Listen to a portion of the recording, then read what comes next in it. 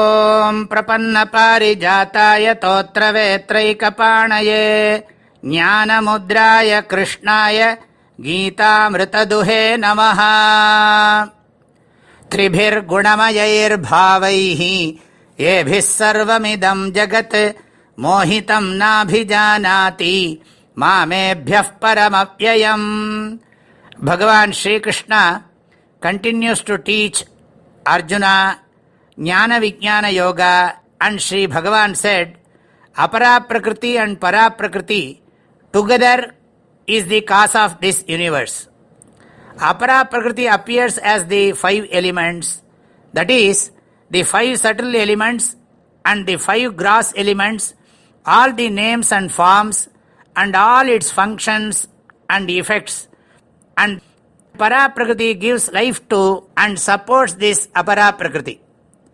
He stated its glories to be meditated upon in 4 shlokas.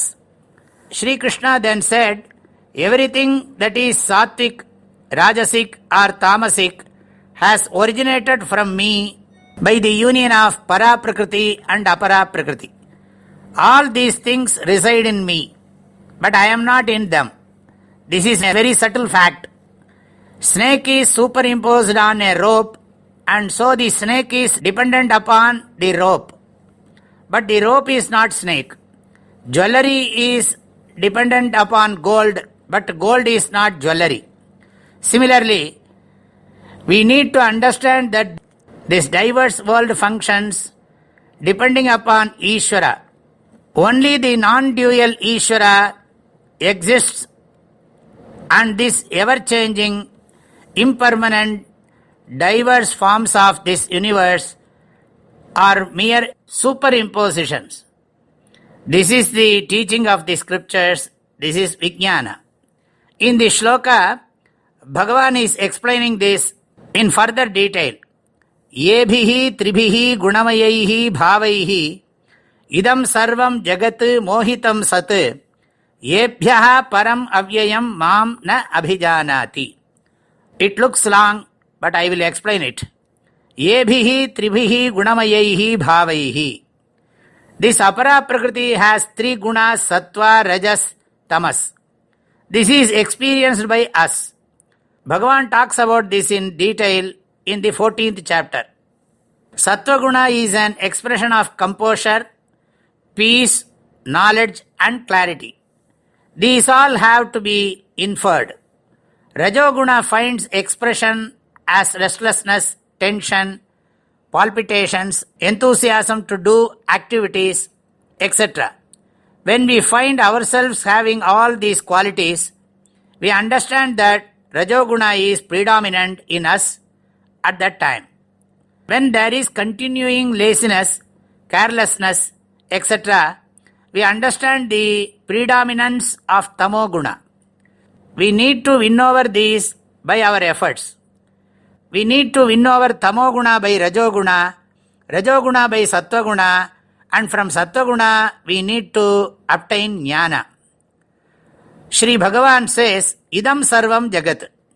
This whole world, mohitam sat, is deluded. This whole world is deluded by the nature of these 3 gunas. The predominance of Sattva, Rajas and Tamas keeps changing in us from time to time. We will understand this clearly when we learn the 14th chapter. Everyone is very deluded. Yebhyaha param, beyond these, superior to these, avyayam, unmodified. So we can understand from this that this worldly life is subject to change and is inferior. Beyond this, the unmodified superior, mam, me, na abhijanati, don't know the Ishvara principle that God is not different from me. When we say our body, mind and intellect, both the Apara Prakriti and the Para Prakriti aspects are present in us. Consciousness principle is the Para Prakriti. Body, mind complex and sense organs are Apara Prakriti. In the universe also, sense objects are all Apara Prakriti and pure existence, pure consciousness is the Para Prakriti, on which everything is dependent upon. But nobody notices or focuses on Paraprakriti, which is the basis of everything. This Paraprakriti is not different for God and man. Everyone should understand, I am that Paraprakriti. Many don't know it. We should pray to God and by His grace understand that we are God. This is the purpose of life. If we talk of it from another angle, many don't understand who is God.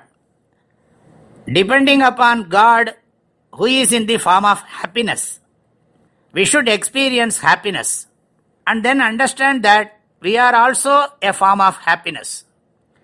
We all desire happiness without any sorrow. Happiness without sorrow is not something external, it is our very nature. In sleep, we experience happiness without any sorrow. That's why we sleep. If we analyze this while being awake, we will know that all three states, the waking state, the dream state, and the deep sleep state, come and go, keep changing and are impermanent. I who experiences these three states as a witness am non-changing and permanent. Understanding this is knowing that I am God. This is the teaching of the scriptures. Since this may be difficult to understand in depth, Bhagavan further talks from the Dvaita Bhakti or devotion perspective. He says that people don't know me. Me means the superior and unchanging. He points out that ignorance is the cause of this bondage. Only because we don't know that God is in our form, that happiness is in our form, we search for happiness in gold, in objects and pleasures. We believe our individuality, which is limited, and believe in gold, objects and pleasures, and remain deluded. The cause of bondage and sorrow is lack of knowledge about ourselves and lack of knowledge about this creation. If we know the truth about ourselves, we will understand the truth about this creation. This is the hidden teaching of this shloka.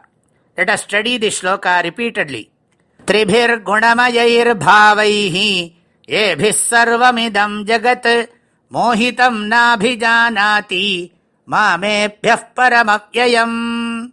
My prayerful blessings and best wishes to all of you. Hari Om.